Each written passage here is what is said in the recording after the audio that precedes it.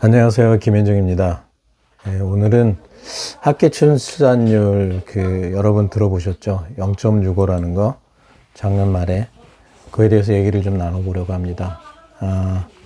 합계 출산율이 계속 이렇게 낮아지면 어떤 일이 벌어지는지, 그리고 이 합계 출산율이 낮아지면서 사실 온 나라는 좀 조용한 것 같아요. 근데 유튜버들은 엄청 떠들고 있는데 정치권에서는 별로 관심이 없는 것 같고요. 그런데 사실 유튜버들이 이렇게 떠드는 것처럼 진짜 문제인지, 그리고 어떤 사람은 혹시 오히려 반대로 이득이 되거나 또 뭐 손해가 날 수도 있지만 여러 분야에서 어떤 현상이 일어날지에 대해서 제가 잠깐 얘기를 좀 해보고 싶어서 오늘은 동영상을 찍습니다. 합계 출산율이 0.65라는 게 어떤 의미를 얘기하는지 너무나 많이들 얘기를 해서 제가 뭐 다시 한번 얘기할 필요는 없겠지만 그래도 간단하게 얘기를 드릴게요. 0.65라는 얘기는 두 명이, 그러니까 여성 한 명이 아이를 0.65명을 낳는다는 얘기인데요. 부부가 평생 결혼해갖고 남자랑 여자랑 결혼해서 두 명이 0.65를 낳는다는 얘기는 두 쌍의 부부 4명이 아이를 1.3 정도를 낳는다는 얘기죠. 그러면 두 쌍에서 4명이서 한 명을 낳는다는 숫자랑 거의 비슷해요.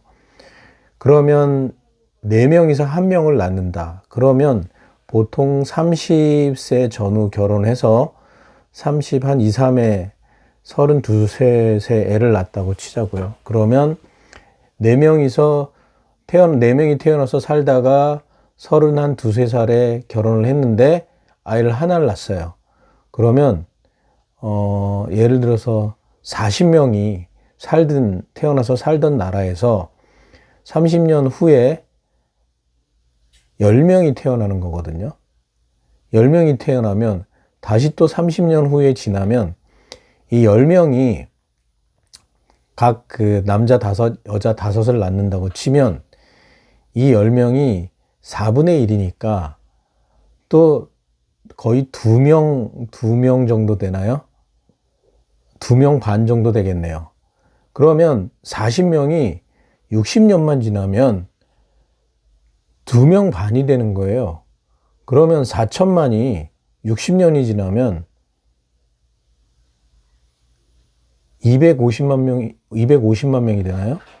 도대체 숫자가 계산이 안 될 정도로 엄청나게 인구가 감소하는 거죠. 사실은 이런 식으로 인구가 감소를 하면 아직은 우리가 사실 그걸 느끼지 못하는데 앞으로도 0.65가 끝이 아닐 수도 있다라고 얘기를 해요. 작년 말에 0.65였기 때문에 올해 1분기가 사실은 2024년도 1분기가 어떻게 나타날지 사실 저도 살짝은 좀 궁금합니다. 그럼 왜 이렇게 아이들을 결혼도 안 하고 낳지를 않을까? 사실은 정답은 너무나 다들 알고 있어요. 뭐냐면 경제적인 어려움이다라고 얘기를 합니다. 그런데 딱 이것만 단적으로 있는 얘기는 아니에요. 보면은 여성들의 어떤 의식이 예전에는 피동적이었다면 이제는 능동적이 돼서 내가 왜 결혼해서 그렇게 고생을 하나? 라고 얘기를 하면서 결혼을 안 하는 경우가 많아요. 또 하나, 남성과 여성들 사이의 경우에 보통 여성은 자기보다 더 뛰어난 남성과 결혼을 하려고 합니다. 그거는 동물학에서도 비슷한 경향을 줘요. 뭐냐면 아주 꿩 같은 경우에 멋있게 생긴 자기 털 색깔을 자랑을 하면서 맛있는 거를 암컷에게 주고 아주 이쁜 집을 선사를 했을 때 암컷이 그걸 보고 알을 낳는 경향을 보이는데, 그것은 뭐냐면 피동적인 게 보통 암컷이 되고 수동적이고 능동적인 게 수컷이 된다는 얘기입니다. 그 얘기는 수컷이 많은 것을 갖고 많은 힘을 갖고 또 아주 멋있으면 암컷이 따라와서 결혼과 출산을 하는 그런 형태를 보이는데, 지금 많은 여성들이 예전보다 좀 더 능동적이고 능력이 있다 보니까 자신보다 뛰어난 남자가 없을 경우에 결혼을 미루는 경향을 보이고 있어요. 그런데 그렇지 않은 여성이라도 남성과 결혼해서 결혼 자리를 마련하려고 그러면 일단 너무나 올라버린 집값과 또 하나 남자들도 요새는 좋은 일자리가 별로 없어요. 대기업이나 의사나 이런 사자 직업을 가진 이런 사람들이 그렇게 많지 않을 뿐만 아니라 대기업도 점차 인원을 줄이는 형태입니다. 왜냐하면 미국은 리쇼링이라고 그래갖고 미국 안으로 좋은 일자리를 불러들이기 있지만 반대로 우리나라는 삼성전자 반도체 같은 경우를 미국에다 만들고 있잖아요. 공장에. 하이닉스도 미국에 만들고 있어요. 그러면 물론 우리나라 동탄에 만들고는 있다고 하더라도 그 일자리들이 좋은 일자리들이 많이 빠져나갈 확률이 높아요. 미국은 인건비가 높기 때문에 그만큼 인건비를 주지 않으면 노조가 가만히 있지를 않습니다. 그러면 우리나라는 오히려 저임금을 찾아서 해외로 간 것이 아니라 고임금을 주려고 미국이 간 그런 형태를 보이고 있습니다. 그러면 좋은 일자리는 여기서 점점 감소하기 때문에 남자들은 좋은 일자리를 찾아갈 수가 없어요. 그래서 축소된 남자의 어떤 역량과 강화된 여성의 역량이 만나니까 경제적인 어려움으로 결혼을 못할 뿐만 아니라 여성의 지위가 상승한 것으로 결혼을 못하는데, 이런 출산율이 점점 더 강화가 되면 아까 말씀드린 대로 60년이 지나면 거의 40명이 2.5명이 되듯이 정말 숫자가 어떻게 계산이 안 될 정도로 줄어드는데, 서울은 또 조용합니다. 왜 조용하냐?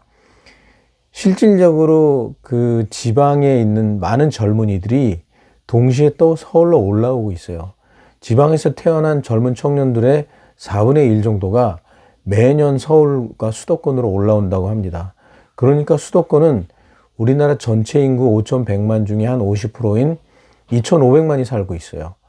왜냐하면 대부분 주위에서 불러보시면 고향이 어디냐고 물어보면 지방인 경우가 너무 많아요.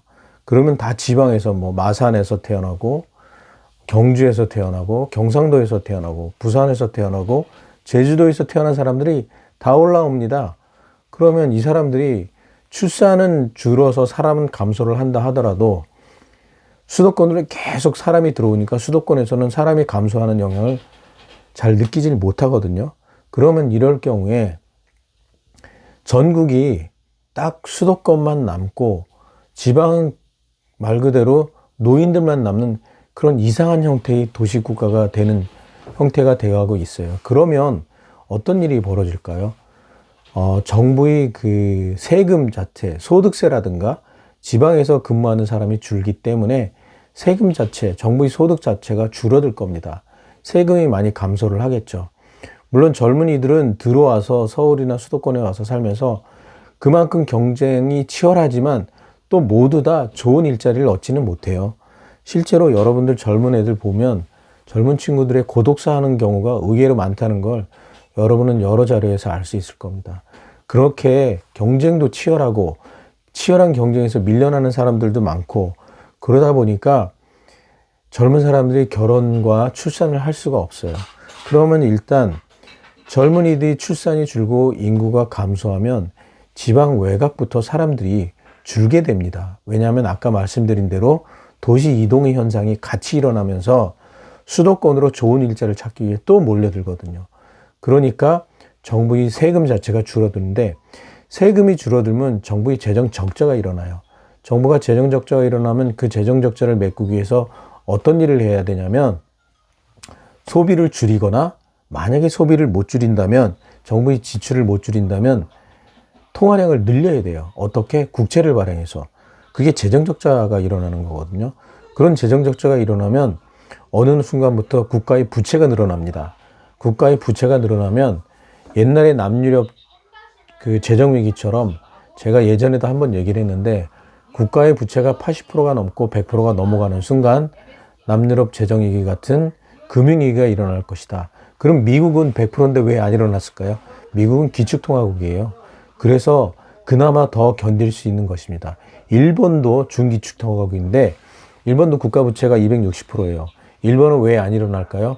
일본도 잘 나갈 때 해외에 투자해 놓은 투자 자산이 너무나 많아요. 그렇기 때문에 지금 견디고 있는 중인데, 우리는 사실은 그런 기축통화국이나 준기축통화국처럼 그렇게 탄탄한 국가는 아닙니다. 우리가 경제 규모가 세계 10위라고 하더라도 인구가 사실은 5천만 정도밖에 되지 않고, 일본은 1억 2천만이었습니다. 비교하기가 사실 좀 약한 국가예요. 그렇게 되면 남유럽 재정위기 같은 재정위기가 일어나서 어떤 일이 벌어지냐면 자산 가격의 폭락이 있을 겁니다. 그런데 그걸로 끝나지는 않을 거예요. 어느 수준까지 자산 가격이 폭락이 일어나면 정부가 그 위기를 극복하기 위해서 금리를 낮추고 통화량을 늘리게 될 거예요. 그러면 어떤 일이 벌어지냐면 다시 자산 가격이 올라갈 겁니다.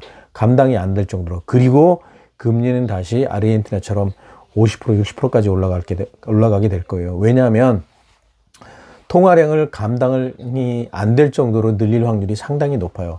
물론 그 전에 정부가 그 구조조정을 하기 위해서 고통을 감내하는 의미로 통화량을 줄이고 발행을 줄이고 여기저기 썩어는 것을 도려내는 구조조정을 한다 그러면 얘기가 달라지겠지만, 다만 그 과정에서 그 고통을, 국민들의 어떤 반발을 정권이 견뎌낼 수가 없어요.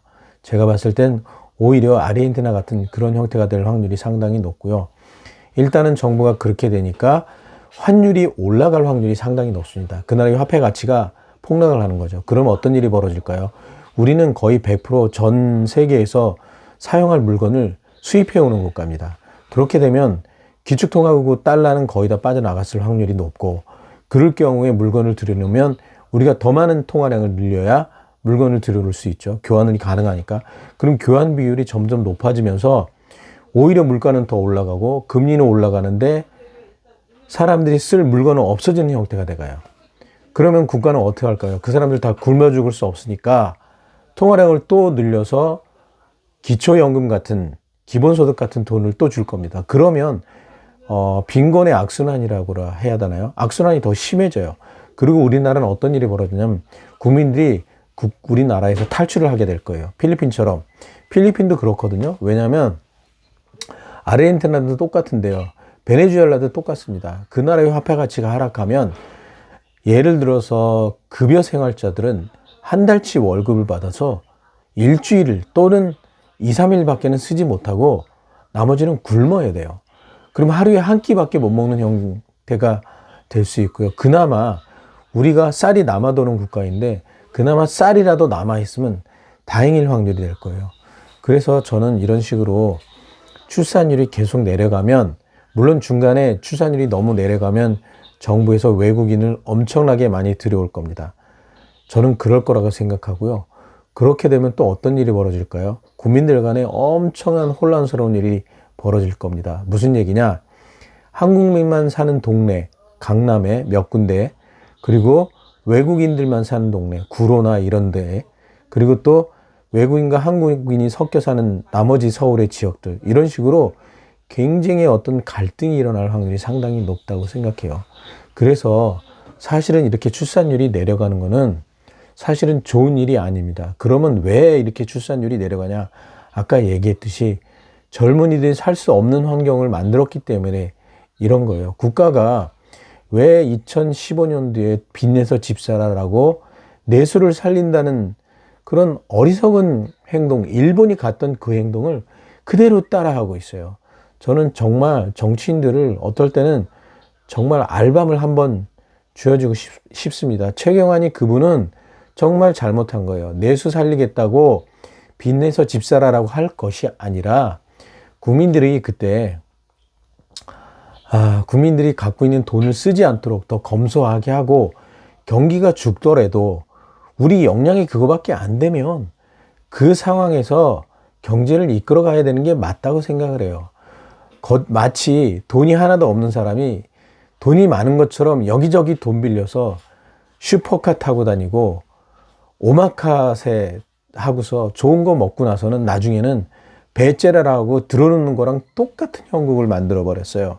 저는 최경환이 그분은 역사에 영원히 욕을 먹거나 매타작을 받아야 된다고 생각합니다. 그 가족은 모르겠지만 그때 했던 그 정책 자체가 우리나라를 정말 인구 감소하는 시발점을 만들었고, 나라를 망가뜨리는 기초를 세웠다고 생각합니다. 그런데도 정치를 하겠다고 다시 나오는 걸 보면 그 얼굴에 정말 진짜 더 이상 말은 못하겠습니다. 얼굴에 정말 무슨 짓이라도 하고 싶습니다. 제가 오늘은 좀 흥분했는데요.